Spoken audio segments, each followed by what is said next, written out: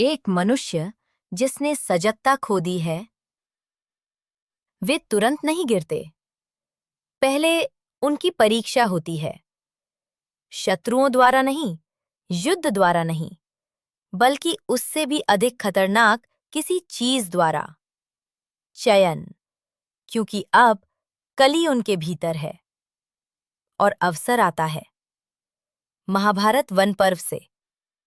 पुष्करो नाम नलस्य भ्राता द्यूतकामः प्रचोदितः कलेह प्रभावात् तम राजानम द्यूताय समुपागमत। पुष्कर, जो नल के भ्राता हैं, जिन्हें जुआ खेलने की इच्छा है, कली के प्रभाव से प्रेरित होकर वे राजा के पास पासे के खेल के लिए आए। अब यहां रुकिए, ये कोई आक्रमण नहीं है, ये एक आमंत्रण है। तो आप स्वयं से पूछिए, नल को क्या करना चाहिए था? एक राजा, धर्म का पालन करने वाले पुरुष। वे पासे के स्वभाव को जानते हैं। अनिश्चित, लत लगाने वाला, विनाशकारी। तो स्वीकार क्यों किया? उसी स्रोत से। सतु द्यूत प्रियः राजा नलम द्यूते न्ययोजयत स चापि नलः प्रीत्या द्यूतम तेन समारभत। पुष्कर, जो जुए के प्रति आसक्त है, उन्होंने नल को पासे के खेल में लगाया और नल रुचि के कारण उस खेल को आरंभ करते हैं। उस पंक्ति को समझिए, कोई बाध्यता नहीं, कोई विवशता नहीं।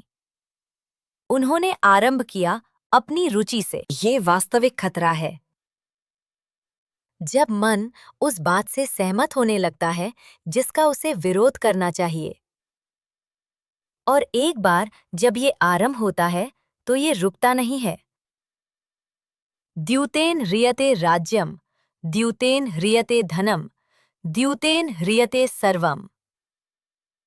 पासे के माध्यम से राज्य खो जाता है, पासे के माध्यम से धन खो जाता है, पासे के माध्यम से सब कुछ खो जाता है। और फिर भी वे जारी रखते हैं। तो आप स्वयं से फिर पूछिए, वे रुकते क्यों नहीं? क्योंकि अब ये जीतने के बारे में नहीं है, ये हार न मानने के बारे में है। अर्थ उन्हें खींचता है, जो खो गया है उसे मुझे वापस पाना है। काम उन्हें खींचता है, अब मैं पीछे नहीं हट सकता। और धीरे धीरे सब कुछ फिसलने लगता है। ततः स हृतराज्यश्च हृतधनः स नलो अभवत्।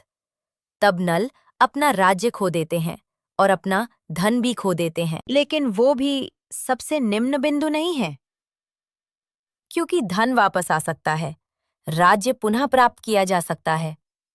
लेकिन अब जो खो गया है वो है नियंत्रण। और जब एक मनुष्य नियंत्रण खो देता है तो क्या शेष रहता है? तो प्रश्न ये नहीं है नल ने जुआ क्यों खेला। वास्तविक प्रश्न ये है, उन्होंने जानने के बाद भी जारी क्यों रखा? क्योंकि वही धर्म की वास्तविक परीक्षा होती है। त्रुटि की शुरुआत में नहीं, बल्कि उस क्षण में जब आप अभी भी रुक सकते हैं और रुकने का चयन नहीं करते। और यही सब कुछ टहने लगता है। उन्होंने सब कुछ खो दिया है, उनका राज्य, उनका धन, उनकी शक्ति। तो अब आप स्वयं से पूछिए, क्या शेष है? उनकी पत्नी दमयंती। और यही से वास्तविक परीक्षा प्रारंभ होती है। क्योंकि धन का खोना सबसे गहरा पतन नहीं है, धर्म का खोना है। महाभारत वन पर्व से। सहृत राज्यो निरस्तश्च वनम गन्तुमुपस्थितः दमयन्त्या सहारण्यम नलः प्राविशत।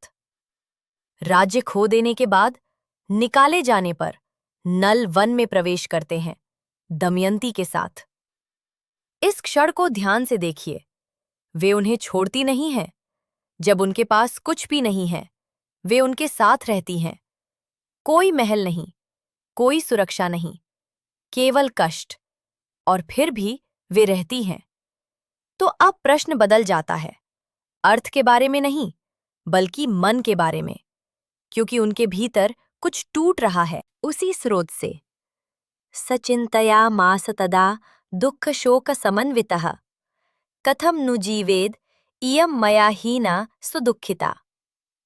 वे तब सोचते हैं, दुख और शोक से व्याप्त होकर, ये कैसे जीवित रहेंगी यदि ये मेरे साथ ऐसे कष्ट में रहें। इसे ध्यान से समझिए। ये क्रोध नहीं है, ये क्रूरता नहीं है, ये पतन है। एक मन जिसने नियंत्रण खो दिया है, अब स्पष्टता भी खोने लगता है, और उस अवस्था में गलत निर्णय भी सही प्रतीत होने लगते हैं। ताम सुप्ताम अनुगृह्यैव वस्त्रार्धेना वृताम तदा त्यक्त्वा जगाम कौन्तेयः नलो दुःख समन्वितः। जब वे सो रही थीं, आधे वस्त्र से आच्छादित, नल दुख से व्याप्त होकर उन्हें त्याग कर चले गए। यहां ठहरिए, इस क्षण को जल्दी मत पार कीजिए। एक पुरुष जिन्हें कभी देवताओं से ऊपर चुना गया था, अब अपनी पत्नी को छोड़ देते हैं, अकेली, वन में। इसलिए नहीं कि वे उनसे घृणा करते हैं, बल्कि इसलिए कि वे मानते हैं कि ये एकमात्र मार्ग है, और ये सबसे खतरनाक अवस्था है। जब मन टूट जाता है तो वो धर्म को स्पष्ट रूप से देखना बंद कर देता है। तो आप स्वयं से पूछिए, क्या ये त्याग था या असफलता? क्योंकि धर्म केवल उद्देश्य के बारे में नहीं है, ये स्पष्टता के बारे में भी है, और जब स्पष्टता चली जाती है तो अच्छा उद्देश्य भी अधर्म की ओर ले जा सकता है। और ये पतन का सबसे निम्न बिंदु है। जब उन्होंने अपना राज्य खोया, वो नहीं, बल्कि जब उन्होंने वो क्षमता खो दी कि उस क्षण में क्या सही है ये देख सकें जो सबसे अधिक महत्वपूर्ण था। और यही से कथा मोड़ लेती है। सब कुछ ढह चुका है, शक्ति चली गई है, धन चला गया है, स्पष्टता चली गई है। तो अब आप स्वयं से पूछिए, क्यों? एक पुरुष जो धर्म को जानते हैं, फिर भी वही मार्ग क्यों चुनते हैं जो उन्हें नष्ट करता है? क्योंकि ये भाग्य की कथा नहीं है, ये चयन की कथा है।